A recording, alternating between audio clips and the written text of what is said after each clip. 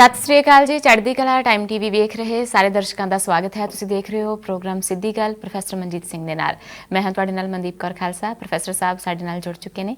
सब तो पहला उन्हों का स्वागत कर लेंगे हैं। प्रोफैसर साहब जी स्वागत है जी आप जी का। बहुत बहुत शुक्रिया मनदीप जी। जी प्रोफैसर साहब जे असी जो अनलॉक 1 के दौरान करोना का विस्फोट हो रहा देश में वो गल सब तो पहला कर लीए तो आए दिन जोड़े ने जे बीते दिन की असी गल करिए तो 9,985 केस बीते दिन सामने आए ने। 9,000 तो उपर केस लगातार एक हफ्ते तो सामने आ रहे हैं। इस प्रकार केसा की गिनती में निरंतर वाधा हो रहा है। राजस्थान ने अपने सारे जोड़े ने बार्डर जोड़े ने सील कर दिते हैं होर सूबे के नाल जोड़े लगते हैं। इस दे नाल ही साकेत में डिस्ट्रिक्ट कोर्ट की जज जी वो भी हुण दिल्ली के साकेत में ਉਹ भी करोना पॉजिटिव पाई गई है। इस प्रकार ਜਿਹੜੇ एकांतवास किए गए व्यक्तियों ਨੂੰ ਜਿਹੜੀ ਹੈ ट्रेस ਕਰਨ ਦੇ ਲਈ ਹੁਣ GPS ट्रैकर भी गुट ਤੇ ਬੰਨਣ ਦੀ ਜਿਹੜੀ ਖਬਰ ਹੈ ਵੀ ਸਾਹਮਣੇ ਆ ਰਹੀ ਹੈ। ਤੁਸੀਂ ਕੀ ਕਹੋਗੇ ਕਿ ਸਰਕਾਰ ਇੰਨਾ ਕੁਝ ਕਰਨ ਦੇ ਬਾਵਜੂਦ ਵੀ ਜਿਹੜਾ ਹੈ ਪ੍ਰਬੰਧ ਇਹੋ ਜਿਹੇ ਕਰ ਪਾਏਗੀ ਕਿ ਕਰੋਨਾ ਦੇ ਪ੍ਰਕੋਪ ਨੂੰ ਰੋਕਿਆ ਜਾ ਸਕੇ ਦੇਸ਼ ਦੇ ਵਿੱਚ? देखो हुण ते जिस तरह कोई बहुत वड्डी युद्ध छिड़ जाए जां कोई बहुत वड्डी आफत आ जाए ते अचानक आ जाए तो उदों हफड़ा तफड़ी मच जाती है। ਜਿਹੜਾ ਪਹਿਲਾਂ ਵੀ शुरुआती दौर 'ਚ ਹੀ ਜਦੋਂ ਮਾਰਚ ਵਿੱਚ ਅਸੀਂ ਸ਼ੁਰੂ ਕੀਤਾ ਉਹ ਥੋੜਾ ਜਿਹਾ ਸਾਡਾ ਕਮਲਾਪਣ ਤੇ ਸੀਗਾ ਕਿ ਬਹੁਤ ਲੇਟ ਸ਼ੁਰੂ ਕੀਤਾ ਅਸੀਂ ਪਰ ਜਦੋਂ ਸ਼ੁਰੂ ਵੀ ਕੀਤਾ ਉਹ ਬੜਾ ਅਸੀਂ ਟੌਪ ਗੇਅਰ ਤੋਂ ਸ਼ੁਰੂ ਕੀਤਾ। ਚਾਹੀਦਾ ਇਹ ਸੀਗਾ ਮਨਦੀਪ ਕਿ ਜਿਹੜਾ ਦੁਨੀਆ ਦਾ ਤਜਰਬਾ ਪੁਰਾਣਾ ਤਜਰਬਾ ਉਹਦੇ ਤੋਂ ਸਿੱਖ ਕੇ ਸਾਡੇ ਜਿਹੜੇ ਡਾਕਟਰ ਸੀਗੇ ਸਾਇੰਟਿਸਟ ਸੀ ਐਪੀਡੈਮੀਓਲੋਜਿਸਟ ਸੀਗੇ ਉਹਨਾਂ ਸਾਰਿਆਂ ਦੀ ਸਲਾਹ ਲੈ ਕੇ ਫਿਰ ਕੁਝ ਕਦਮ लॉकडाउन का करफ्यू का लेना चाहिए सीगा। हुंदा ये कि जो थोड़े केस आ सारे देशों का तजर्बा जो कामयाब तजर्बा वैसे नहीं वो ये है कि जो तुसी शुरुआती दौर हैगा तो उदों तुसी उन्होंने फेज़ 2 कहिंदे आ उहदे च तुसी ट्रैक करते हैं कि किहड़ा कित्थों आया ਉਹਨੂੰ ਕਹਿੰਦੇ ਆ ਕੇਸ ਟਰੈਕਿੰਗ ਟਰੇਸਿੰਗ ਉਹਨੂੰ ਫਿਰ ਫਾਲੋ ਅਪ ਰੱਖਦੇ ਆ ਉਹਦੇ ਕੰਟੈਕਟ ਨੂੰ ਟਰੇਸ ਕੀਤਾ ਜਾਂਦਾ ਆ ਫਿਰ ਉਹ ਆਈਸੋਲੇਸ਼ਨ 'ਚ ਜਾਂਦੇ ਆ ਉਦੋਂ ਉਹਨੂੰ ਕੰਟੇਨਮੈਂਟ ਕਿਸੇ ਪੱਧਰ ਤੇ ਕੀਤਾ ਜਾ ਸਕਦਾ ਹੈਗਾ।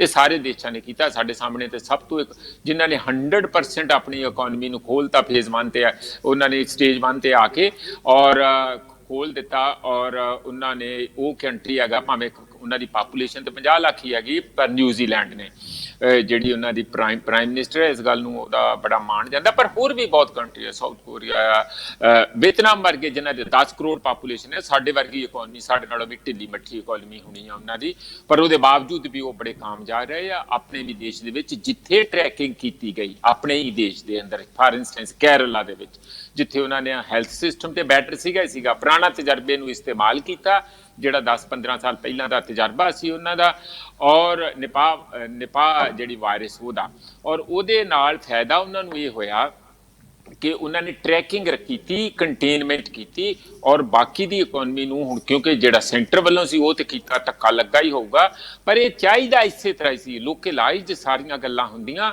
ਔਰ ਉਹਨੂੰ ਕੀਤਾ ਉਹ ਹੁਣ ਉਦੋਂ ਜਿਹੜੀ ਇਕਨੋਮੀ ਨੂੰ ਅਸੀਂ ਇੱਕਦਮ ਯਕਦਮ ਬੰਦ ਕਰਤਾ ਉਹਦੇ ਨਾਲ ਜਿਸ ਤਰ੍ਹਾਂ ਮੈਂ ਤੁਹਾਨੂੰ ਅੱਗੇ ਵੀ ਕਈ ਵਾਰੀ ਕਿਹਾ ਕਿ ਇਹ ਜਿਸ ਤਰ੍ਹਾਂ ਨਾ ਇੱਕ ਕੋਈ ਜੂੰ ਚੜ ਗਈ ਝੋਟੇ ਤੇ ਹੁਣ ਜੂੰ ਲੱਭਣੀ ਸੀਗੀ ਜੂੰ ਤੇ ਲੱਭੇ ਨਾ ਕਾਲੇ ਰੰਗ ਦਾ ਝੋਟਾ ਸੀ ਕਾਲੇ ਰੰਗ ਦੀ ਜੂੰ ਸੀ ਤੇ ਕਿਸੇ ਨੇ ਮੋਦੀ ਵਰਗੇ ਨੇ ਇਹ ਸਲਾਹ ਦੇ ਦਿੱਤੀ ਵੀ ਉਹ ਮੈਂ ਤੁਹਾਨੂੰ ਸਲਾਹ ਦਿੰਦਾ ਹੈ ਵੀ ਜੇ ਨਹੀਂ ਲੱਭਦੀ ਤਾਂ ਝੋਟੇ ਨੂੰ ਕੁੱਟਣਾ ਸ਼ੁਰੂ ਕਰ ਦਿਓ ਵਿੱਚੇ ਹੀ ਕਿਤੇ ਮਰ ਜਾਊਗੀ ਆਪੇ ਹੀ ਆਪਾਂ ਜੂੰ ਹੀ ਮਾਰਨੀ ਆ ਤੇ ਉਹ ਮਾਰ ਦਿੱਤਾ ਝੋਟਾ ਤੇ ਜੂੰ ਪਤਾ ਨਹੀਂ ਮਰੀ ਕਿ ਨਹੀਂ ਮਰੀ। ਉਹੋ ਜੀ ਹਾਲਤ ਅਸੀਂ ਕੀਤੀ ਲੱਭਣੀ ਤੇ ਇੱਕ ਛੋਟੀ ਜਿਹੀ ਵਾਇਰਸ ਸੀਗੀ ਉਹ ਵਾਇਰਸ ਲੱਭਣ ਦੀ ਜਗ੍ਹਾ ਅਸੀਂ ਸਾਰੀ ਇਕਨੋਮੀ ਜਿਹਨੂੰ ਮੈਂ ਝੋਟੇ ਦੇ ਰੂਪ 'ਚ ਕਹਿੰਦਾ ਆ ਕਿ ਉਹ ਸਾਰੀ ਇਕਨੋਮੀ ਨੂੰ ਬੰਦ ਕਰਕੇ ਰੱਖਤਾ ਉਹਦੇ ਨਾਲ ਉਹ ਤੇ ਵਿਚਾਰੀ ਦਾ ਬਿਲਕੁਲ ਬੁਰਾ ਹਾਲ ਕਰਤਾ। ਹੁਣ ਦੁਬਾਰਾ ਕਦੋਂ ਕਿਸ ਤਰ੍ਹਾਂ ਚੱਲੂਗੀ ਉਹ ਤੇ ਦੇਖਣ ਵਾਲੀ ਗੱਲ ਹੈ ਜਿਹੜੀ ਇਸ ਕਰਕੇ ਸ਼ੁਰੂਆਤੀ ਦੌਰ 'ਚ ਜਿਹੜਾ ਅਸੀਂ ਨਹੀਂ ਕੀਤਾ ਇਕਨੋਮੀ ਨੂੰ ਬੰਦ ਕਰਕੇ ਇੱਕ ਨਵਾਂ ਨਾਲ ਅਸੀਂ ਟੈਂਟਾ ਖੜਾ ਕਰ ਲਿਆ ਉਹ 2 ਮਹੀਨਿਆਂ 'ਚ ਸਾਡਾ ਐਗਜ਼ਾਸਟ ਹੋ ਗਿਆ। ਹੁਣ ਕੀ ਹੋ ਗਿਆ ਹਾਲਾਤ ਇਹ ਬਣ ਗਏ ਕਿ ਉਹ ਜਿਹੜੀ ਜੂੰ ਲੱਭਣੀ ਸੀ ਉਹ ਤੇ ਲੱਭੀ ਨਹੀਂ ਜਾਣੀ ਵਾਇਰਸ ਤੇ ਸਾਡੇ ਕੋਲ ਫੜੀ ਨਹੀਂ ਗਈ ਤੇ ਨਾਲ ਹੀ ਅਸੀਂ ਇਕਨੋਮੀ ਦਾ ਬੜਾ ਸਤਿਆਨਾਸ਼ ਕਰ ਲਿਆ। ਉਹ ਮਜਬੂਰੀ ਵਸ ਸਾਨੂੰ ਸਾਰੀ ਇਕਨੋਮੀ ਨੂੰ ਖੋਲ੍ਹਣਾ ਪਿਆ। ਹੁਣ 2 ਮੁਸੀਬਤਾਂ ਦਾ ਸਾਹਮਣਾ ਕਰਨਾ ਪੈ ਰਿਹਾ ਇੱਕ ਬੇਰੁਜ਼ਗਾਰੀ ਦਾ ਭੁੱਖਮਰੀ ਦਾ ਵੱਡੇ ਪੱਧਰ ਤੇ ਕਰਨਾ ਪੈ ਰਿਹਾ ਤੇ ਨਾਲੋਂ ਨਾਲ ਹੀ ਪ੍ਰਕੋਪ ਦੂਜੇ ਪਾਸੇ ਜਿਹੜਾ ਵਾਇਰਸ ਦਾ ਉਹ ਵਧੀ ਜਾਂਦਾ ਉਸ ਦਾ ਵੀ ਸਾਹਮਣਾ ਕਰਨਾ ਸਾਡੇ ਕੋਲ ਹੈਲਥ ਸੇਵਾਵਾਂ ਵੀ ਹੈ ਨਹੀਂ ਉਹਨੀਆਂ ਡਾਕਟਰ ਖੁਦ ਜਿਹੜੇ ਆ ਤੁਹਾਨੂੰ ਪਤਾ ਹੀ ਆ ਜਿਸ ਤਰ੍ਹਾਂ ਤੁਸੀਂ ਦੱਸਿਆ ਜਾਂ ਸਕੇਤ ਦੇ ਵਿੱਚ ਜੇ ਡਿਸਟ੍ਰਿਕਟ ਜੱਜ ਦੀ ਹਾਲਤ ਇਹ ਆ ਤੇ ਬਾਕੀ ਜਗ੍ਹਾ ਵੀ ਬਟ ਹੁਣ ਅੱਜ ਦੀ ਡੇਟ 'ਚ ਮੈਂ ਤੁਹਾਨੂੰ ਇਹ ਦੱਸ ਦਿਆਂ ਕਿ ਜਿਹੜਾ ਅਸੀਂ ਇਹ ਸੋਚਦੇ ਸੀ ਕਿ ਗਰੀਬਾਂ 'ਚ ਫੈਲੂਗਾ ਜਾਂ ਇਹ ਤੇ ਜਿਨ੍ਹਾਂ ਦੇ ਕੋਲ ਕੋਈ ਸਹੂਲਤਾਂ ਨਹੀਂ ਗੀਆਂ, ਜਿਨ੍ਹਾਂ ਦੇ ਕੋਈ ਕਨੈਕਸ਼ਨ ਨਹੀਂ ਗੇ, ਜਾਂ ਜਿਹੜੇ ਕੋਈ ਸਿਹਤ ਸੇਵਾਵਾਂ ਨੂੰ ਖਰੀਦ ਨਹੀਂ ਸਕਦੇ ਪ੍ਰਾਈਵੇਟ ਹਸਪਤਾਲਾਂ 'ਚ, ਉਹਨਾਂ ਲਈ ਇਹ ਪ੍ਰਕੋਪ ਹੋਊਗਾ ਜਾਂ ਉਹੀ ਇਹਨਾਂ ਦੇ ਇਸ ਦੇ ਵਿਕਟਮ ਬਣਨਗੇ, ਉਹੀ ਖਤਮ ਜਾਣੀ ਉਹੀ ਡੈਥ ਦੇ ਮੂੰਹ 'ਚ ਜਾਣਗੇ। ਪਰ ਅੱਜ ਦੀ ਡੇਟ 'ਚ ਜਿੰਨੇ ਕੇਸ ਆ ਰਹੇ ਆ, ਸਾਰਾ ਕੁਝ ਹੋਣ ਦੇ ਬਾਵਜੂਦ ਤੁਸੀਂ IAS ਆ ਕਿ ਤੁਸੀਂ ਮਿਨਿਸਟਰ ਆ ਕਿ ਤੁਸੀਂ IPS ਅਫਸਰ ਆ ਕਿ ਤੁਸੀਂ ਪੋਲੀਟੀਕਲ ਲੀਡਰ ਆ, ਹਾਲਤ ਦੇਸ਼ ਦੇ ਅੰਦਰ ਮਨਦੀਪ ਇਹ ਬਣ ਗਈ ਹੈ ਕਿ ਬੈੱਡ ਕੋਈ ਨਹੀਂ। ਜਿਹੜੇ ਪ੍ਰਾਈਵੇਟ ਹਸਪਤਾਲ ਆ ਉਹਨਾਂ ਨੇ ਆਪਣੇ ਦਰਵਾਜ਼ੇ ਬੰਦ ਕੀਤੇ ਆ, ਤੁਸੀਂ ਮਰ ਰਹੇ ਹੁੰਦੇ ਆ, ਤੁਸੀਂ ਉਹਨਾਂ ਦੇ ਜਦੋਂ ਦਰਵਾਜ਼ੇ ਤੇ ਖੜਕਾਉਂਦੇ ਆ ਕਿ ਸਾਡੇ ਇਸ ਨੂੰ ਪੇਸ਼ੈਂਟ ਨੂੰ ਦਾਖਲ ਕਰੋ, ਉਹ ਕਹਿੰਦੇ ਵਾਪਸ ਲੈ ਜਾਓ, ਪਹਿਲਾਂ ਸਰਟੀਫਿਕੇਟ ਲੈ ਕੇ ਆਓ ਕਿ ਤੁਹਾਨੂੰ corona virus positive, Covid positive ਹੈ ਕਿ ਨਹੀਂ ਹੈ। ਭਈ ਉਹ ਵੀ ਤੇ ਡਾਕਟਰਾਂ ਨੇ ਕਰਨਾ, ਉਹ ਵੀ ਤੁਸੀਂ ਕਰ ਲਓ, ਉੱਥੇ ਕਿਤੇ ਉਹਨਾਂ ਨੂੰ ਰੱਖ ਦਿਓ, ਤੁਸੀਂ ਘਰ ਵੀ ਨਹੀਂ, ਉਹ ਹੱਥ ਨਹੀਂ ਲਾਉਂਦੇ ਪੇਸ਼ੈਂਟ ਨੂੰ। ਇਸ ਕਰਕੇ ਜੋ ਕੁਆੜਾ ਅਸੀਂ ਪਿਛਲੇ 30-40 ਸਾਲਾਂ 'ਚ ਖਾਸ ਕਰਕੇ ਆਪਣੀਆਂ ਸਿਹਤ ਸੇਵਾਵਾਂ ਦਾ ਕੀਤਾ, ਉਹਦਾ ਜਿਹੜਾ ਭੁਗਤਣਾ ਸਾਨੂੰ ਅੱਜ ਭੁਗਤਣਾ ਪੈ ਰਿਹਾ। ਤੇ ਪ੍ਰਾਈਵੇਟ ਜਿਹੜੇ ਹਸਪਤਾਲ ਆ ਉਹਨਾਂ ਨੇ ਆਪਣੇ ਜਿੰਦਰੇ ਲਾ ਕੇ ਬੈਠ ਗਏ ਆ, ਉਹਨਾਂ ਲਈ ਇੱਕ ਵੱਡਾ ਚਾਂਸ ਆ ਪੈਸੇ ਕਮਾਉਣ ਦਾ, ਔਰ ਧੜਾ-ਧੜ ਪੈਸੇ ਉਹ ਕਮਾ ਰਹੇ ਆ ਮਨਦੀਪ। ਸਾਹਿਬ ਸੱਚਮੁੱਚ ਤੁਸੀਂ ਜਿਹੜਾ ਪੁਆਇੰਟ ਅੱਗੇ ਰੱਖਣ ਦੀ ਕੋਸ਼ਿਸ਼ ਕੀਤੀ ਹੈ ਕਿ ਜਿਹੜੀਆਂ ਸਿਹਤ ਸੇਵਾਵਾਂ ਨੇ, ਮੈਡੀਕਲ ਸੇਵਾਵਾਂ ਨੇ, ਉਸ ਨੂੰ ਪੂਰੀ ਤਰ੍ਹਾਂ ਜਿਹੜਾ ਹੈ ਆਮ ਲੋਕਾਂ ਦੀ ਪਹੁੰਚ ਤੱਕ ਬਣਾਉਣ ਤੇ ਸੁਚਾਰੂ ਪ੍ਰਬੰਧ ਨਾਲ ਚਲਾਉਣ ਦੇ ਵਿੱਚ ਸਾਡਾ ਦੇਸ਼ ਜਿਹੜਾ ਪੂਰੀ ਤਰ੍ਹਾਂ ਅਸਫਲ ਹੋਇਆ ਤੇ ਇਸ ਦਾ ਭੁਗਤਾਨ ਸਾਨੂੰ ਹੁਣ ਕਰਨਾ ਪੈ ਰਿਹਾ ਹੈ ਕੋਵਿਡ ਸੰਕਟ ਦੇ ਦੌਰਾਨ। ਪ੍ਰੋਫੈਸਰ ਸਾਹਿਬ, ਹੁਣ ਜੇ ਅਸੀਂ ਅਗਲੀ ਖਬਰ ਵੱਲ ਵਧੀਏ ਤਾਂ ਪੰਜਾਬ ਦੀ ਜੇ ਗੱਲ ਕਰ ਲਈਏ, ਇਹ ਜਿਵੇਂ ਅਸੀਂ ਪਹਿਲਾਂ ਵੀ ਕਹਿ ਰਹੇ ਹਾਂ ਕਿ ਅਨਲੌਕ 1 ਦੇ ਕਰਕੇ ਵੀ ਸਾਰਾ ਕੁਝ ਹੋ ਰਿਹਾ, ਕਿਉਂਕਿ ਹੁਣ ਹਰ ਇੱਕ ਜਗ੍ਹਾ ਤੇ ਛੋਟਾਂ ਦਿੱਤੀਆਂ ਗਈਆਂ ਨੇ। ਆਮ ਤੌਰ ਤੇ ਜਿਹੜਾ ਸੜਕਾਂ ਦੇ ਕਿਨਾਰੇ ਵੀ ਲੋਕਾਂ ਨੂੰ ਖੜ ਕੇ ਜੋ ਰੇਹੜੀਆਂ ਦੇ ਉੱਤੋਂ ਖਾਂਦੇ ਵੀ ਦੇਖਿਆ ਜਾ ਸਕਦਾ ਬਿਲਕੁਲ, ਕਿ ਕਈ ਲੋਕ ਤਾਂ ਬਿਲਕੁਲ ਬੇਫਿਕਰ ਹੋਏ ਪਏ ਨੇ।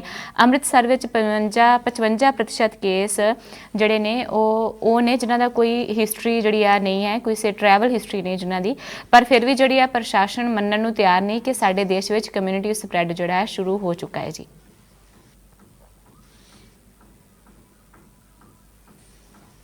ਮਨਦੀਪ ਫਿਰ ਵੀ ਕੀ ਹੈ, ਕਿਉਂਕਿ ਜਿਹੜੇ ਲੋਕ ਬਣਦੇ ਆ ਮਨਦੀਪ ਵੱਡੇ ਪੱਧਰ ਤੇ, ਜਿਹਨਾਂ ਨੂੰ ਇਹ ਝੱਲਣਾ ਪੈ ਰਿਹਾ, ਦੇ ਮਰੀਜ਼ ਜਿਹੜੇ ਐਂਬੂਲੈਂਸ ਦੇ ਵਿੱਚ ਹੀ ਕਿਤੇ ਕੋਈ ਜਗ੍ਹਾ ਭਟਕ ਰਹੇ, ਐਂਬੂਲੈਂਸ ਚ ਹੋ ਜਾਂਦੀ ਆ। ਕਈ ਸਾਡੀਆਂ ਗਰਭ ਬੀਬੀਆਂ ਭੈਣਾਂ ਜਾਂ ਜਿਹੜੇ ਔਰਤਾਂ ਆ ਉਹ ਇਸ ਤਰੀਕੇ ਨਾਲ ਝੱਲਦੀਆਂ, ਇਸ ਪਰ ਝੱਲਦੀਆਂ, ਕੋਈ ਉਹਨਾਂ ਨੂੰ ਦਾਖਲ ਨਹੀਂ ਕਰਦਾ, ਉਹਨਾਂ ਦੀਆਂ ਡੈਥ ਹੋ ਰਹੀਆਂ। ਤੇ ਜਿਹੜੇ ਲੋਕ ਪੇਸ਼ੈਂਟ ਚੱਲ ਰਹੇ ਆ ਉਹ ਕਹਿਣਗੇ ਕਿ ਨਹੀਂ ਇਹ ਸਾਰਾ ਕੁਝ ਨਹੀਂ ਹੋ ਰਿਹਾ। ਇਸ ਕਰਕੇ ਜਿਹੜਾ ਜਦ ਡਾਕਟਰ ਵੀ ਇਹ ਗੱਲ ਕਹਿਣ ਲੱਗ ਪਏ, ਜਿਸ ਤਰ੍ਹਾਂ ਹੁਣ ਤੁਸੀਂ ਅੰਮ੍ਰਿਤਸਰ ਦਾ ਡਾਟਾ ਠੀਕ ਹੈ ਕਿ 55% ਕੇਸਾਂ ਦਾ ਸਾਨੂੰ ਕੋਈ ਪਤਾ ਨਹੀਂ ਇਹ ਕਿੱਥੋਂ ਹੋਏ। ਇਹਦਾ ਮਤਲਬ ਹੈ ਕਿ ਕਮਿਊਨਿਟੀ ਸਪਰੈਡ ਹੋਣਾ। ਕਮਿਊਨਿਟੀ ਸਪਰੈਡ ਦਾ ਮਤਲਬ ਇੱਕ ਸਮਾਜ ਦੇ ਵਿੱਚ ਜਨਰਲੀ ਫੈਲ ਗਿਆ। ਹੁਣ ਤੇ ਅਸੀਂ ਇਸ ਦਾ ਕਿਸੇ ਨਾ ਕਿਸੇ ਤਰੀਕੇ ਨਾਲ ਵੱਡੇ ਪੱਧਰ ਤੇ ਇੰਤਜ਼ਾਮ ਕਰਨਾ ਪਊਗਾ। ਦਿੱਲੀ ਦੇ ਵਿੱਚ ਜਿਸ ਤਰ੍ਹਾਂ ਕੇਜਰੀਵਾਲ ਨੇ ਥੋੜਾ ਉਹਦਾ ਬਿਗਲ ਵਜਾਇਆ, ਉਹਨਾਂ ਨੇ ਥੋੜਾ ਜਿਹਾ, ਕਿਉਂਕਿ ਉਹ ਪੋਲੀਟੀਕਲੀ ਥੋੜੇ ਸ਼ਾਰਪ ਪੈ ਗਏ, ਉਹਨਾਂ ਨੇ ਪਹਿਲਾਂ ਹੀ ਇਸ ਕੇਸ ਨੂੰ ਬਾਲ ਨੂੰ ਦੂਜੇ ਦੇ ਕੋਰਟ ਵਿੱਚ ਸੁੱਟਣ ਦੀ ਕੋਸ਼ਿਸ਼ ਕੀਤੀ ਆ। ਪਰ ਫਿਰ ਵੀ ਸਚਾਈ ਤੇ ਇਹੀ ਹੈ ਕਿ ਉੱਥੇ ਦਿੱਲੀ ਹੋਵੇ, ਗੁਜਰਾਤ ਹੋਵੇ, ਅਹਿਮਦਾਬਾਦ ਹੋਵੇ, ਬੰਬੇ ਹੋਏ, ਈਵਨ ਚੇਨਈ, ਇਹਨਾਂ ਵੱਡੇ ਸ਼ਹਿਰਾਂ ਦੇ ਵਿੱਚ ਵੱਡੇ ਪੱਧਰ ਤੇ ਇਹ ਫੈਲਿਆ ਹੋਇਆ ਔਰ ਸਾਨੂੰ ਹੁਣ ਮੁਸ਼ਕਲ ਆ ਰਹੀ ਹੈ। ਮੈਂ ਨਾ ਮਾਨੂੰ ਨਾਲ ਨਹੀਂ ਗੱਲ ਹੋਣੀ। ਜਿਹੜੇ ਦੇਸ਼ਾਂ ਦੇ ਵਿੱਚ, ਇਹ ਮੈਂ ਫਿਰ ਇੱਥੇ ਦੁਹਰਾਉਣਾ, ਜਿਹੜੇ ਦੇਸ਼ਾਂ ਦੇ ਵਿੱਚ ਉਹ ਕਾਮਯਾਬ ਹੋਏ ਆ, ਸਭ ਤੋਂ ਪਹਿਲਾ ਕੰਮ ਉਹਨਾਂ ਨੇ ਟ੍ਰੇਸਿੰਗ ਟਰੈਕਿੰਗ ਉਹ ਸਾਰਾ ਕੀਤਾ ਸੀਗਾ, ਔਰ ਦੂਸਰੇ ਲੈਵਲ ਤੇ ਉਹਨਾਂ ਨੇ ਸਾਰੀ ਇਨਫੋਰਮੇਸ਼ਨ ਨੂੰ ਪਬਲਿਕ ਕੀਤਾ, ਸਾਰੇ ਲੋਕਾਂ ਨੂੰ ਦਾ ਸਾਥ ਲਿਆ। ਜਿਸ ਤਰ੍ਹਾਂ ਜੈਸਿੰਡਾ ਜਿਹੜੀ ਉੱਥੋਂ ਦੀ ਪ੍ਰਧਾਨ ਮੰਤਰੀ ਹੈਗੀ ਆ ਨਿਊਜ਼ੀਲੈਂਡ ਦੀ, ਉਹ ਡੇਲੀ ਕਹਿੰਦੀ ਸੀ ਕਿ ਸਾਡੀ 50 ਲੱਖ ਦੀ ਟੀਮ, ਸਾਡੀ 50 ਲੱਖ ਦੀ ਟੀਮ। ਇਹਦਾ ਮਤਲਬ ਕਿ ਈਚ ਐਂਡ ਐਵਰੀ ਸਿਟੀਜ਼ਨ ਉਹ ਉਸਨੇ ਨਾਲ ਲੈ ਕੇ, ਉਹਦਾ ਸਾਥ ਲੈ ਕੇ ਉਸਨੂੰ ਇਸ ਲੜਾਈ ਦੇ ਉੱਤੇ ਕਾਮਯਾਬੀ ਹਾਸਲ ਕੀਤੀ ਆ। ਪਰ ਜੇ ਅਸੀਂ ਲੋਕਾਂ ਨੂੰ ਧੋਖੇ 'ਚ ਰੱਖਾਂਗੇ, ਸੱਚਾਈ ਨਹੀਂ ਦੱਸਾਂਗੇ, ਉਹਨਾਂ ਦੀਆਂ ਮੁਸੀਬਤਾਂ ਕਿੰਨੀਆਂ ਹੋ ਸਕਦੀਆਂ ਉਹਨਾਂ ਨੂੰ ਤਿਆਰ ਨਹੀਂ ਕਰਾਂਗੇ, ਤਾਂ ਫਿਰ ਅਸੀਂ ਉਹਨਾਂ ਨੂੰ ਬੇਸਹਾਰਾ ਛੱਡ ਦਿਆਂਗੇ, ਉਹਨਾਂ ਦਾ ਨੁਕਸਾਨ ਜ਼ਿਆਦਾ ਹੋਊਗਾ। ਔਰ ਜੇ ਅਸੀਂ ਸਮਝੀਏ ਕਿ ਅਸੀਂ ਉਸ ਸੇਕ ਤੋਂ ਜਿਹੜੇ ਲੋਕ ਧੋਖੇ 'ਚ ਰੱਖਣਗੇ ਖੁਦ, ਉਹ ਭਾਵੇਂ ਉਹ ਰਾਜਨੀਤਿਕ ਲੋਕ ਹੋਣ ਜਾਂ ਡਾਕਟਰ ਹੋਣ ਜਾਂ ਹੋਰ ਬਿਊਰੋਕਰੈਟ ਹੋਣ ਜਾਂ ਕੋਈ ਵੀ ਹੋਣ, ਜੇ ਉਹ ਸੋਚਣਗੇ ਕਿ ਅਸੀਂ ਇਸ ਸੇਕ ਤੋਂ ਬਚ ਰਵਾਂਗੇ, ਨਹੀਂ ਬਚਿਆ ਜਾਊਗਾ। ਪੂਰੇ ਦੇਸ਼ ਲਈ ਇੱਕ ਵੱਡੀ ਕੀਮਤ ਤਾਰਨੀ ਪਊਗੀ। ਇਸ ਲਈ ਜਿੰਨਾ ਛੇਤੀ ਅਸੀਂ ਇਸ ਗੱਲ ਨੂੰ ਲੋਕਾਂ ਦੇ ਵਿੱਚ ਪਾਰਦਰਸ਼ਤਾ ਲਿਆਵਾਂਗੇ ਔਰ ਜਵਾਬਦੇਹੀ ਤੈਅ ਕਰਕੇ ਰੱਖਾਂਗੇ ਔਰ ਵੱਧ ਤੋਂ ਵੱਧ ਰਲ ਮਿਲ ਕੇ ਕੋਸ਼ਿਸ਼ਾਂ ਕਰਾਂਗੇ, ਸਭ ਨੂੰ ਸਾਥ ਲੈ ਕੇ ਕੋਸ਼ਿਸ਼ਾਂ ਕਰਾਂਗੇ, ਉਨਾ ਹੀ ਅਸੀਂ ਬੈਟਰ ਰਿਜ਼ਲਟ ਕਰਾਂਗੇ। ਮਨਦੀਪ।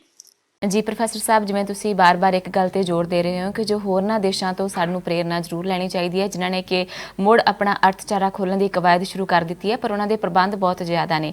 ਅਸੀਂ ਜਿਹੜਾ ਲੋਕਡਾਊਨ ਵੀ ਇੱਕਦਮ ਹੀ ਕਰ ਦਿੱਤਾ ਤੇ ਹੁਣ ਅਨਲੌਕ ਵੀ ਅਸੀਂ ਇੱਕਦਮ ਹੀ ਕਰ ਦਿੱਤਾ।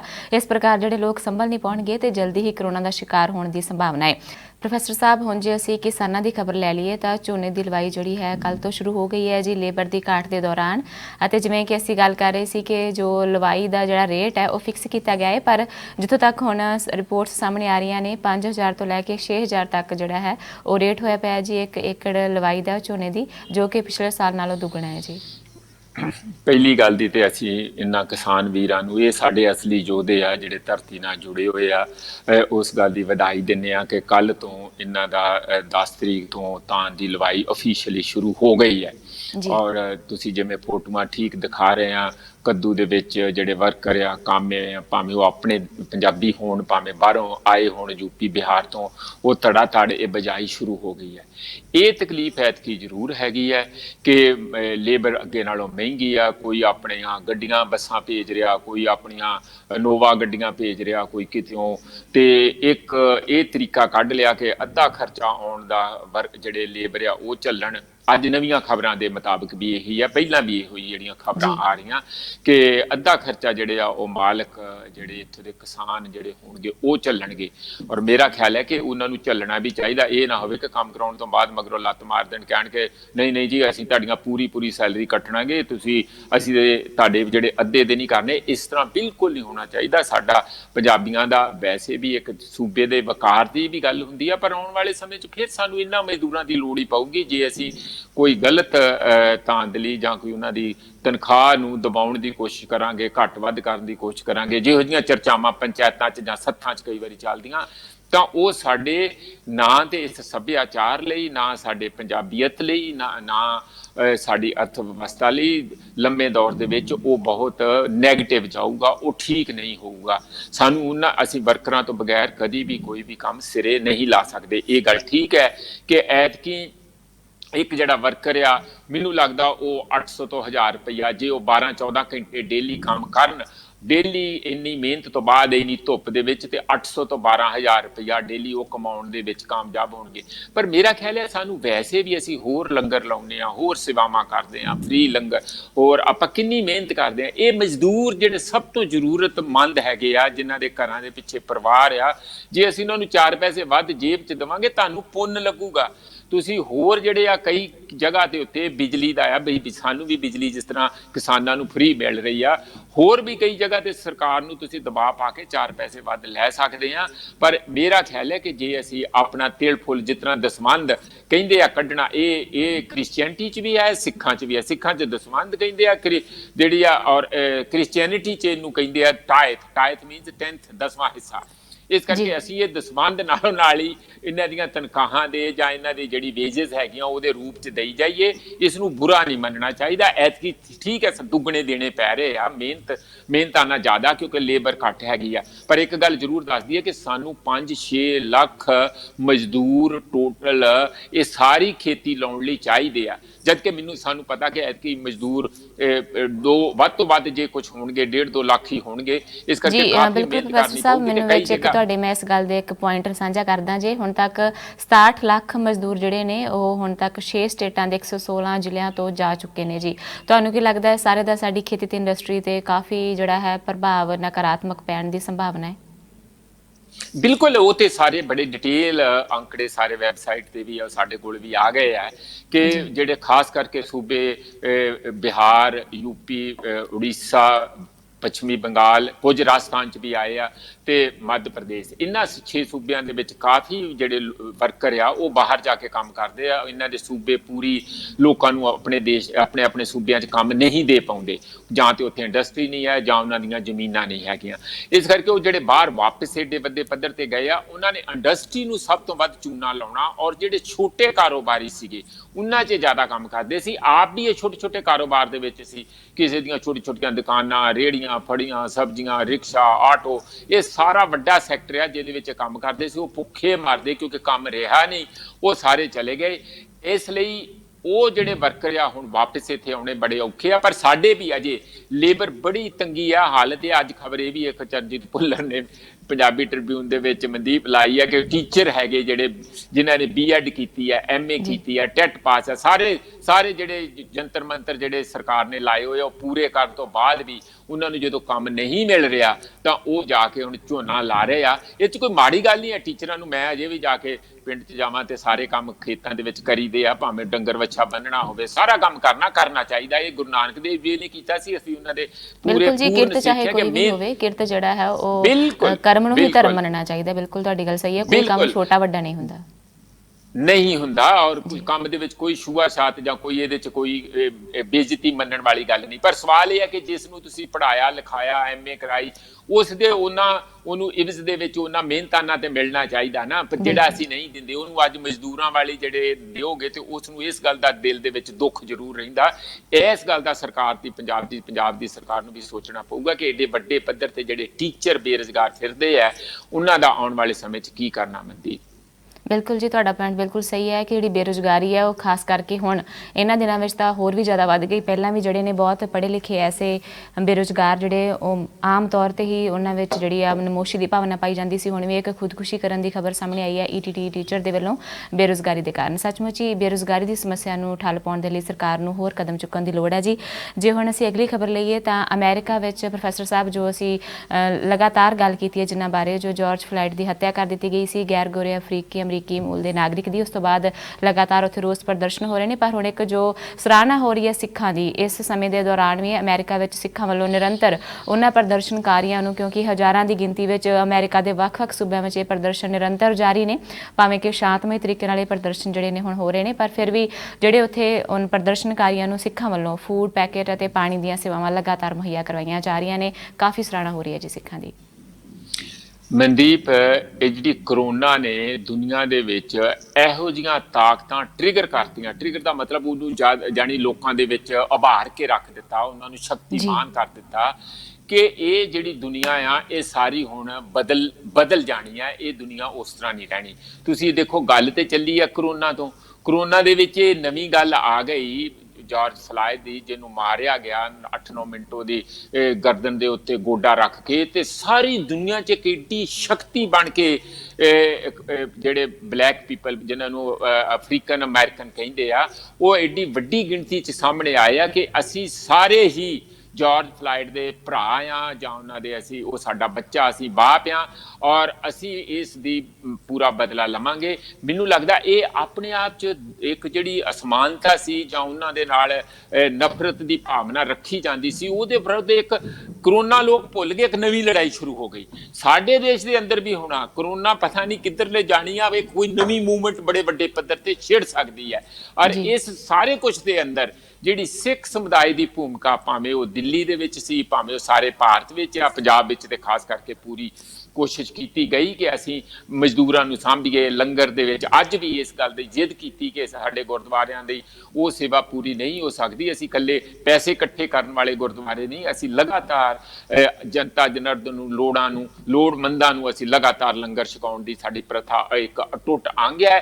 ਉਹੀ ਜਿਹੜੀ ਅਮਰੀਕਾ ਦੇ ਵਿੱਚ ਕਈ, ਮੈਨੂੰ ਬੜੀ ਵੱਡੀ ਖਬਰ ਪੜ੍ਹ ਕੇ ਖੁਸ਼ੀ ਹੋਈ, ਉੱਥੋਂ ਦਾ ਨਿਊਯਾਰਕ ਟਾਈਮਜ਼ ਬੜਾ ਵੱਡਾ ਪਾਪੂਲਰ ਪੇਪਰ ਆ, ਉਹਦੇ 'ਚ ਵੱਡਾ ਆਰਟੀਕਲ ਲਿਖ ਕੇ ਉਹਦੀ ਸਰਾਹਨਾ ਕੀਤੀ ਗਈ ਕਿ ਲੱਖਾਂ ਲੋਕਾਂ ਨੂੰ ਜਿਹੜਾ ਲੰਗਰ ਆ ਉਹ ਦਿੱਤਾ ਜਾ ਰਿਹਾ। ਔਰ ਲੰਗਰ ਇਹ ਨਹੀਂ ਕਿ ਜੋ ਅਸੀਂ ਆਪਣੀ ਮਾਹਾਂ ਦੀ ਦਾਲ ਤੇ ਕੋਈ ਸਬਜ਼ੀ ਜਾਂ ਉਹੀ ਇਕੱਲਾ ਬਣਾ ਕੇ, ਮਟਰ ਪਨੀਰ ਹੋਰ ਸਾਰੀ ਕਿਸਮ ਦਾ ਲੰਗਰ ਤੇ ਹੈ ਹੀ। ਜਿਹੜੀ ਖੀਰ ਅਸੀਂ ਇੱਥੇ ਪੰਜਾਬ 'ਚ ਜਾਂ ਹੋਰ ਇੰਡੀਆ 'ਚ ਬਣਾ ਕੇ ਦਿੰਦੇ ਆ, ਉੱਥੇ ਉਹਨਾਂ ਨੂੰ ਪੀਜ਼ਾ ਜਾਂ ਉਹਨਾਂ ਦੇ ਜਿਹੜੇ ਲੈਟਨ ਅਮਰੀਕਨ ਕਿਸਮ ਦੇ ਕੋਈ ਖਾਣੇ ਆ, ਉਹ ਵੀ ਬਰਗਰ ਜਿਹੜੇ ਅਮਰੀਕਨ ਬਹੁਤ ਖਾਣਾ ਪਸੰਦ ਕਰਦੇ ਆ, ਉਹ ਸਾਰਿਆਂ ਦਾ ਉਹਨਾਂ ਦੀਆਂ ਲੋੜਾਂ ਮੁਤਾਬਕ ਉਹਨਾਂ ਦੇ ਸੱਭਿਆਚਾਰ ਮੁਤਾਬਕ ਵੀ ਲੰਗਰ 'ਚ ਚੀਜ਼ਾਂ ਸ਼ਾਮਿਲ ਕੀਤੀਆਂ ਗਈਆਂ ਤਾਂ ਕਿ ਉਹਨਾਂ ਨੂੰ ਅਸੁਵਿਧਾ ਨਾ ਹੋਏ। ਆਪਣੇ ਕਲਚਰ ਦਾ ਉਹਨਾਂ ਨੂੰ ਇੰਝ ਨਾ ਲੱਗੇ ਕਿ ਇਹ ਤੇ ਸਾਨੂੰ ਸਿਰਫ ਪੰਜਾਬੀ ਖਾਣਾ ਹੀ ਸਾਡੇ ਤੇ ਠੋਸਿਆ ਜਾ ਰਿਹਾ। ਇਹ ਹੋਰ ਵੀ ਮੈਨੂੰ ਚੰਗੀ ਗੱਲ ਲੱਗੀ ਕਿ ਲੰਗਰ ਜਿੱਥੇ ਜੋ ਉਹਨਾਂ ਦੀਆਂ ਲੋੜਾਂ ਆ ਉਸ ਦੇ ਵਿੱਚ ਉਹਨਾਂ ਦੇ ਮੁਤਾਬਕ, ਉਹਨਾਂ ਦੀ ਲੋੜ ਮੁਤਾਬਕ ਲੰਗਰ ਦੇ ਵਿੱਚ ਇਹ ਸਹਾਈ ਹੋਣਾ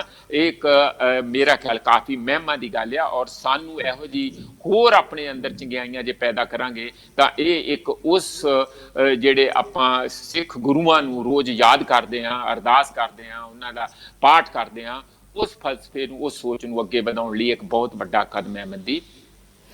ਜੀ ਪ੍ਰੋਫੈਸਰ ਸਾਹਿਬ, ਜਿਵੇਂ ਤੁਸੀਂ ਜ਼ਿਕਰ ਕਰ ਹੀ ਦਿੱਤਾ ਕਿ ਪੰਜਾਬ ਵਿੱਚ ਵੀ ਜੋ ਖਾਸ ਤੌਰ ਤੇ ਸ੍ਰੀ ਦਰਬਾਰ ਸਾਹਿਬ ਤੇ ਸੰਗਤਾਂ ਜਿਹੜੀਆਂ ਨੇ ਉਹ ਮੁੜ ਨਤਮਸਤਕ ਹੋਣੀਆਂ ਸ਼ੁਰੂ ਹੋ ਗਈਆਂ ਨੇ, ਉੱਥੇ ਵੀ ਜਿਹੜੇ ਲੰਗਰ ਨੇ ਦੁਬਾਰਾ ਸ਼ੁਰੂ ਹੋ ਗਏ ਨੇ, ਪ੍ਰਸ਼ਾਦ ਦੀ ਵੀ ਜਿਹੜੀ ਸੇਵਾ ਚੱਲ ਰਹੀ ਹੈ ਕਿਉਂਕਿ ਪੰਜਾਬ ਸਰਕਾਰ ਵੱਲੋਂ ਆਗਿਆ ਦੇ ਦਿੱਤੀ ਗਈ ਸੀ। ਤੁਸੀਂ ਸਹੀ ਗੱਲ ਕਹੀ ਹੈ ਕਿ ਜਿਹੜੇ ਗੁਰਦੁਆਰਾ ਸਾਹਿਬਾਨ ਨੇ ਕਮਿਊਨਿਟੀ ਕਿਚਨ ਦੀ ਇੱਕ ਮਿਸਾਲ ਇੱਥੋਂ ਅਸੀਂ ਲੈਣੀ ਹੈ ਗੁਰੂ ਘਰਾਂ ਤੋਂ, ਪਰ ਇਸ ਨੂੰ ਸਮਾਜ ਵਿੱਚ ਅਸੀਂ ਜਿਹੜਾ ਹੈ ਕਿਸ ਤਰ੍ਹਾਂ ਵੰਡਣਾ ਹੈ, ਲੋੜਵੰਦਾਂ ਤੱਕ ਕਿਸ ਤਰ੍ਹਾਂ ਪਹੁੰਚਾਉਣਾ ਹੈ, ਅਮਰੀਕਾ ਦੇ ਸਿੱਖ ਬਾਖੂਬੀ ਸੇਵਾਵਾਂ ਨਿਭਾ ਕੇ ਉਹ ਸਾਰੀ ਦੁਨੀਆ ਦੇ ਅੱਗੇ ਪੱਖ ਰੱਖ ਰਹੇ ਨੇ। ਪ੍ਰੋਫੈਸਰ ਸਾਹਿਬ, ਹੁਣ ਜੇ ਅਸੀਂ ਅਗਲੀ ਖਬਰ ਲੈ ਲਈਏ ਤਾਂ ਜੋ ਆਮ ਆਦਮੀ ਪਾਰਟੀ ਦੇ ਆਗੂ ਹਰਪਾਲ ਸਿੰਘ ਚੀਮਾ ਨੇ, ਉਹਨਾਂ ਨੇ ਕਿਹਾ ਹੈ ਕਿ ਬਠਿੰਡਾ ਮੋਗਾ ਜਲੰਧਰ ਜੰਮੂ ਜਿਹੜਾ ਨੈਸ਼ਨਲ ਹਾਈਵੇ ਹੈ ਉਸ 'ਚ ਅਰਬਾਂ ਰੁਪਏ ਦੇ ਜ਼ਮੀਨ ਘੁਟਾਲੇ ਦੇ ਉਹਨਾਂ ਨੇ ਕਾਂਗਰਸੀਆਂ ਤੇ ਦੋਸ਼ ਲਾਏ ਨੇ ਤੇ ਹਾਈ ਕੋਰਟ ਤੋਂ ਜਾਂਚ ਦੀ ਮੰਗ ਕੀਤੀ। ਉਹਨਾਂ ਨੇ ਸਿੱਧਾ ਨਾਂ ਲਏ ਨੇ ਗੁਰਪ੍ਰੀਤ ਸਿੰਘ ਕਾਂਗੜ, ਮਾਲ ਮੰਤਰੀ, ਇਸ ਤੋਂ ਇਲਾਵਾ ਹਰਜੋਤ ਕਮਲ ਸਮੇਤ ਕਈ ਹਾਈ ਪ੍ਰੋਫਾਈਲ ਮਾਫੀਆ ਦਾ ਉਹਨਾਂ ਨੇ ਕਿਹਾ ਹੈ ਕਿ ਇਸ ਜਿਹੜੇ ਘੁਟਾਲੇ ਨੂੰ ਅੰਜਾਮ ਦਿੱਤਾ ਹੈ। ਜੀ ਦੇਖੋ, ਮੈਂ ਇਹ ਕਹਿਣਾ ਕਿ ਇਹ ਗੱਲ ਚੀਮਾ ਜੀ ਠੀਕ ਕਹਿੰਦੇ ਹੋਣਗੇ, ਮੇਰੇ ਕੋਲ ਆਪ ਕੋਈ ਓਰੀਜਨਲ ਤੇ ਸਾਡੇ ਕੋਲ ਉਸ ਕਿਸਮ ਦੇ ਡਾਕੂਮੈਂਟ ਨਹੀਂ ਉਹਨਾਂ ਕੋਲ ਹੋਣਗੇ, ਉਹ ਠੀਕ ਕਹਿੰਦੇ ਹੋਣਗੇ, ਪਰ ਮੇਰਾ ਸਾਰੀ ਦੁਨੀਆ ਦਾ ਹੀ ਮਨਦੀਪ ਇਹ ਤਜਰਬਾ, ਮੈਂ ਇੰਗਲੈਂਡ 'ਚ ਵੀ ਜਾ ਕੇ ਇਹਨਾਂ ਗੱਲਾਂ ਬਾਰੇ ਸਰਵੇ ਕਰ ਲਿਆ ਕਿ ਇਹ ਜਿਹੜਾ ਲੈਂਡ ਮਾਫੀਆ, ਜਿਹਨੂੰ ਭੂ ਮਾਫੀਆ ਕਹਿੰਦੇ, ਇਹ ਬੜਾ ਜ਼ਬਰਦਸਤ ਆ, ਸਾਰੀ ਦੁਨੀਆ 'ਚ ਇੰਝ ਕੰਮ ਕਰਦਾ ਹੁੰਦਾ। ਇਹ ਆ ਕਿ ਲੋਕ ਪਿੰਡਾਂ ਨੂੰ ਛੱਡ ਕੇ ਹੌਲੀ ਹੌਲੀ ਸ਼ਹਿਰਾਂ ਵੱਲ ਆਉਂਦੇ ਆ, ਸ਼ਹਿਰਾਂ 'ਚ ਸਹੂਲਤਾਂ ਜ਼ਿਆਦਾ ਹੁੰਦੀਆਂ, ਇਸ ਕਰਕੇ ਸ਼ਹਿਰ ਜਿਹੜੇ ਆ ਲਗਾਤਾਰ ਫੈਲਦੇ ਰਹਿੰਦੇ ਆ, ਤੇ ਫੈਲਦੇ ਰਹਿਣ ਦਾ ਮਤਲਬ ਜਿਹੜੇ ਨੇੜੇ ਤੇੜੇ ਦੇ ਪਿੰਡ ਆ ਉਹਨੂੰ ਖਾਈ ਜਾਂਦੇ ਆ ਸ਼ਹਿਰ, ਤੇ ਇਹਦਾ ਮਤਲਬ ਜ਼ਮੀਨ ਉਹਨਾਂ ਨੇ ਕਿਸਾਨਾਂ ਨੂੰ ਉਜਾੜ ਕੇ ਇਕੱਠੀ ਕਰਨੀ ਹੀ ਕਰਨੀ ਆ, ਔਰ ਉਹਦੇ ਅੰਦਰ ਜਿਹੜੀ ਹੀਰਾ ਫੇਰੀ ਵੱਡੇ ਪੱਧਰ ਤੇ ਹੁੰਦੀ ਆ, ਭਾਵੇਂ ਉਹ ਮੰਡੀਆਂ ਲਈ ਜਗ੍ਹਾ ਦੇ ਨਾਂ ਤੇ ਹੋਵੇ, ਭਾਵੇਂ ਉਹ ਰੀਅਲ estate ਬਿਲਡਿੰਗਾਂ ਖੜੀਆਂ ਕਰਨ ਲਈ ਹੋਵੇ, ਕਲੋਨੀਆਂ ਕੱਟਣ ਲਈ ਹੋਵੇ, ਭਾਵੇਂ ਉਹ ਸੜਕਾਂ ਬਣਾਉਣ ਲਈ ਹੋਵੇ, ਨਹਿਰਾਂ ਪੁੱਟਣ ਲਈ ਹੋਵੇ, ਇਹਦੇ ਅੰਦਰ ਕਿਸੇ ਨਾ ਕਿਸੇ ਰੂਪ ਦੇ ਵਿੱਚ ਹੇਰਾ ਫੇਰੀ ਜਿਹੜੀ ਰਾਜਨੀਤਿਕ ਜਮਾਤ ਆ ਵੱਡੇ ਪੱਧਰ ਤੇ ਕਰ ਜਾਂਦੀ ਆ। ਉਹ ਠੇਕੇਦਾਰਾਂ ਦੇ ਨਾਲ ਮਿਲ ਕੇ ਵੀ ਕਰਦੀ ਆ, ਉਹ ਆਪ ਸਿੱਧੇ ਵੀ ਕਰ ਜਾਂਦੇ ਆ।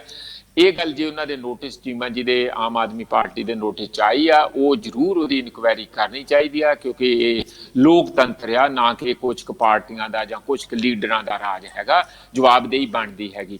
ਪਰ ਉਹ ਕਾਂਗੜ ਸਾਹਿਬ ਨੇ ਇੱਕ ਆਪਣਾ ਜਵਾਬ ਜ਼ਰੂਰ ਦੇ ਦਿੱਤਾ ਕਿ ਮੈਂ ਆਲਰੇਡੀ ਜੀ ਇਨਕੁਆਇਰੀ ਮਾਰ ਕਰ ਦਿੱਤੀ ਆ, ਕੋਈ ਇਹਨੂੰ ਬਖਸ਼ਿਆ ਨਹੀਂ ਜਾਊਗਾ। ਇੱਕ ਸਟੈਂਡਰਡ ਜਿਹੜਾ ਜਵਾਬ ਹੁੰਦਾ ਆ, ਉਹਦੇ 'ਚ ਅਸੀਂ ਦੇਖ ਕੇ ਤੁਹਾਨੂੰ ਦੱਸ ਦਿਆਂਗੇ ਕਿ ਕੋਈ ਵੀ ਕਿਸੇ ਕਿਸਮ ਦੀ ਕੋਈ ਹੇਰਾ ਫੇਰੀ ਇਹੋ ਜਿਹੀ ਨਹੀਂ ਆ। ਉਹਨਾਂ ਨੇ ਆਪਣਾ ਇੱਕ ਪੋਚਾ ਪੱਚਾ ਪਾਉਣ ਦੀ ਕੋਸ਼ਿਸ਼ ਕੀਤੀ ਆ, ਪਰ ਮੈਂ ਇਸ ਗੱਲ ਲਈ ਮੈਨੂੰ ਕੋਈ ਸ਼ੱਕ ਨਹੀਂ ਹੈ ਕਿ ਜੇ ਕੋਈ ਇਹੋ ਜਿਹਾ ਦੋਸ਼ ਲੱਗਾ, ਉਹ ਬਿਲਕੁਲ ਹੀ ਜਿਹੜੇ ਬੰਦਿਆਂ ਦਾ ਨਾਂ ਲਿਆ ਉਹ ਨਿਰਦੋਸ਼ ਹੋਣਗੇ, ਉਹਨਾਂ ਦੀ ਸ਼ਮੂਲੀਅਤ ਹੋ ਸਕਦੀ ਆ। ਹੁਣ ਸਵਾਲ ਇਹ ਹੈ ਕਿ ਉਸ ਨੂੰ ਪ੍ਰੂਫ ਕਿਵੇਂ ਕੀਤਾ ਜਾਏ ਔਰ ਉਹਨਾਂ ਨੂੰ ਪਿਨ ਡਾਊਨ ਕਰਕੇ ਉਸ ਗੱਲ ਦੀ ਜਿਹੜੀ ਬਣਦੀ ਸਜ਼ਾ ਆ ਉਹ ਕਿਵੇਂ ਮਿਲੇ। ਇਹ ਇੱਕ ਵੱਡਾ ਅੱਗੇ ਇਕੱਲਾ ਬਿਆਨ ਦੇਣ ਨਾਲ, ਪ੍ਰੈਸ ਕਾਨਫਰੰਸ ਕਰਨ ਨਾਲ ਖਤਮ ਨਹੀਂ ਹੋ ਜਾਊਗਾ। ਉਸ ਨੂੰ ਕਿਵੇਂ ਸਿਰੇ ਲਾਉਣਾ ਆ, ਉਹਦੇ ਲਈ ਬੜੀ ਹੋਰ ਰਾਜਨੀਤਿਕ ਤੌਰ ਤੇ ਮਿਹਨਤ ਕਰਨ ਦੀ ਲੋੜ ਹੁੰਦੀ ਆ ਮਨਦੀਪ।